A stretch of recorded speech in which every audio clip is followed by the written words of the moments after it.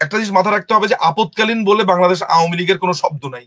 আমরা all the time মনে করি যে বাংলাদেশ আওয়ামী লীগ এক রক্ত স্রোতের মধ্য দিয়ে হেঁটে যাওয়া একটা দল। এই দল নানানভাবে আঘাতপ্রাপ্ত হয়েছে। এই যেমন ধরেন লাস্ট টাইম এই ষড়যন্ত্রের মধ্য দিয়ে আমাদেরকে আঘাত দেওয়া হয়েছে। এই টোকাই, এই রাস্তার ফকিন্নি গুলো এসে আমাদের উপর অ্যাটাক করেছে। এই শত্রুগুলো, এই গণশত্রু, এরা অ্যাটাক করেছে বিদেশি বিভিন্ন সাহায্যে। আমাদের সাথে বেইমানি করা হয়েছে বিভিন্ন জায়গা থেকে, বিভিন্ন ব্লক থেকে। নানান রকমের বেইমানির ভিতরে আছি। কিন্তু আজকে আপনি যখন এই মিছিলটা আমাকে দেখালেন, লুঙ্গি পরা এক চাচাকে দেখা যাচ্ছে, ছোট বাচ্চাকে দেখা যাচ্ছে। এদেরকে দেখে আপনার মনে হয় যে এরা আওয়ামী লীগ ছাত্রলীগের কর্মী? সাধারণ মানুষের স্রোত। যখন আপনি বলছেন কর্মীদের স্রোত বা মিছিলের মানুষের স্রোত হচ্ছে, মানুষের স্রোত বলবেন। কিসের কর্মী?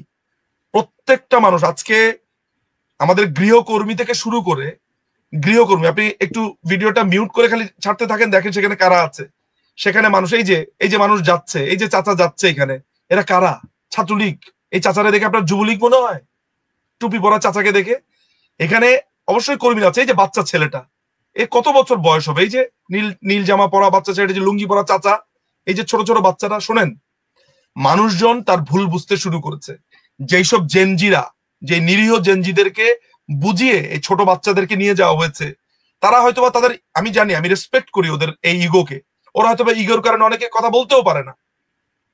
আমি জানি, আর আমার ইনবক্স জানে, আমার মেসেঞ্জার জানে, আমার হোয়াটসঅ্যাপ জানে, আমার ইমেল। আমি একদিন শুধু আমার ইমেল নিয়ে একটা প্রোগ্রাম করব। সেখানে কিরকম শত শত শত শত তরুণরা তাদের দোষ স্বীকার করছে, ভুল স্বীকার করছে, ক্ষমা চাইছে।